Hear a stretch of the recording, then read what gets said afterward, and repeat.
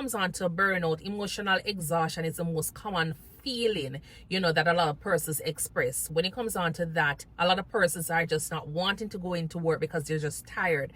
They're just drained. And that is what burnout feels like. You're depleted. You find it so hard to muster up that little energy that you need to care for your patient. You understand? And much less you need to go ahead and care for yourself.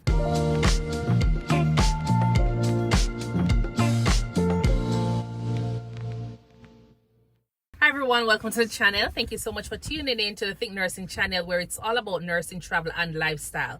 If you're new here, my name is Stacey, and today we're going to talk about some of the challenges, that we experience as healthcare professionals. And even if you're not in the healthcare industry, at least you'll be able to understand why persons are, feeling burnt out and not able to find some balance when it comes on to their job.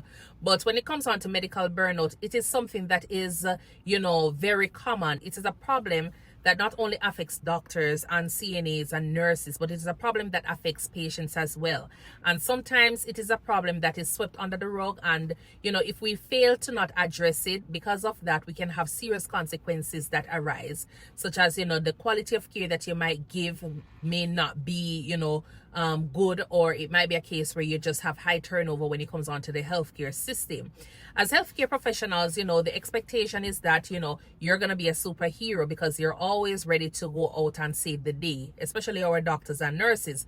But the reality is that, we need to understand that we're all human and nobody is immune to burnout. When it comes on to burnout, emotional exhaustion is the most common feeling, that a lot of persons express. When it comes on to that, a lot of persons are just not wanting to go into work because they're just tired. They're just drained. And that is what burnout feels like.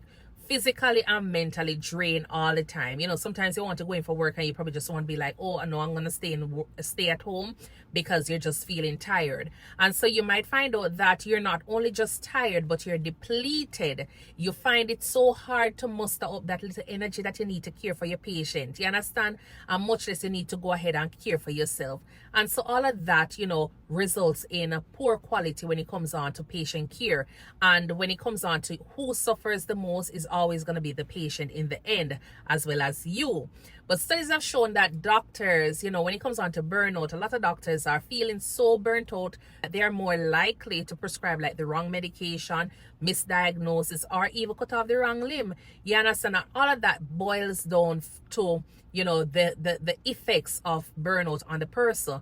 Sometimes you're starting to feel as though you're running on, just by emotions when you're doing your work, rather than actively listening to your patients, and caring for your patients. And that is a problem that a lot of times we tend to have, because persons will say that you don't have any empathy, you don't care, you don't think about, what the patient is going through.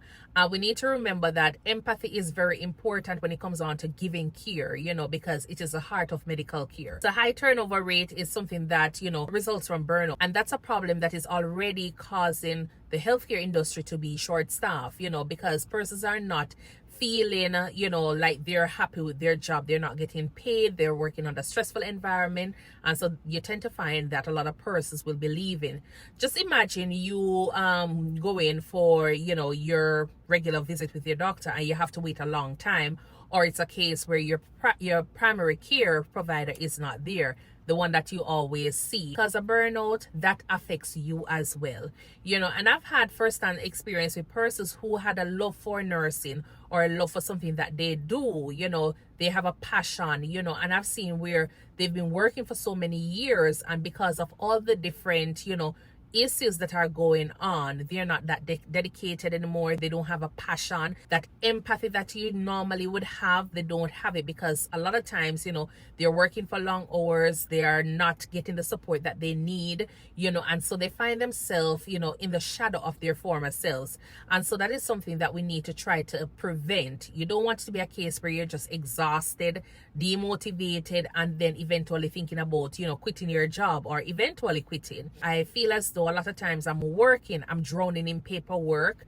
I'm acting more like a secretary or a clerk, doing all of those and not being at the bedside to care for patients as I want to.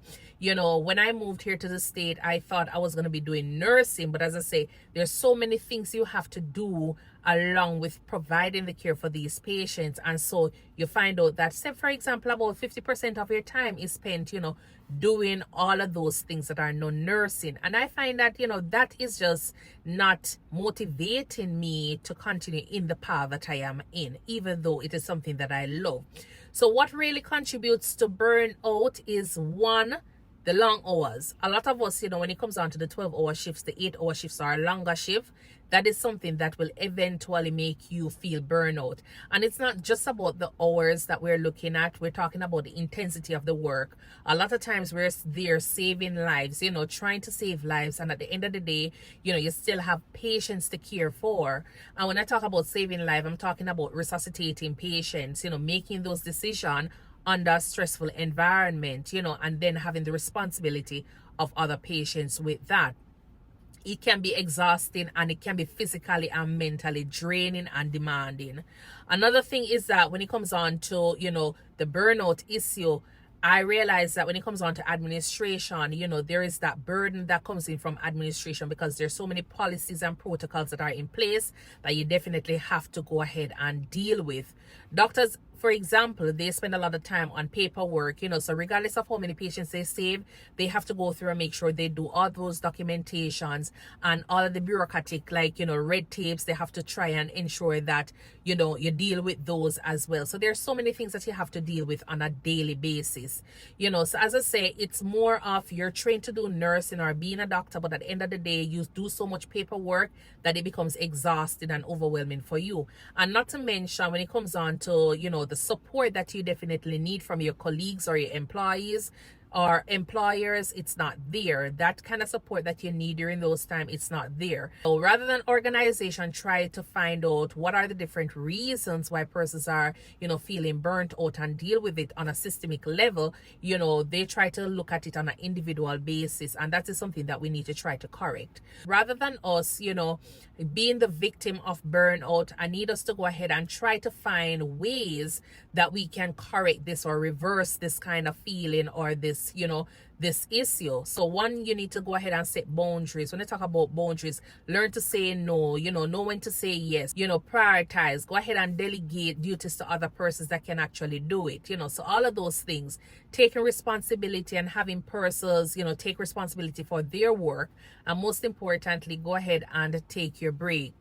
Your break is very important, because during those times you're able to kind of just relax a little and then just refocus. And once you start practicing all of those, where you take your health into your own hands, focusing on your wellness and making sure that self-care is key, what is going to happen? You're going to start feeling as though you're a little bit more energized. You're going to feel motivated, and all of that compassion and love that you have for whatever you're doing is going to come back, and you're going to feel like a nurse again. You're going to feel like a doctor again. I want us to go ahead and just use these steps to ensure that, this critical issue of burnout, it doesn't affect us and in turn affect the patient that is seeking care from us. I'm hoping that, organizations will try to find ways and means of helping, nurses, doctors, or everybody, to try and see how we can prevent, burnout from happening, so we can continue providing, empathy, that compassion, that love that we had for whatever we're doing to the persons that we are in contact with.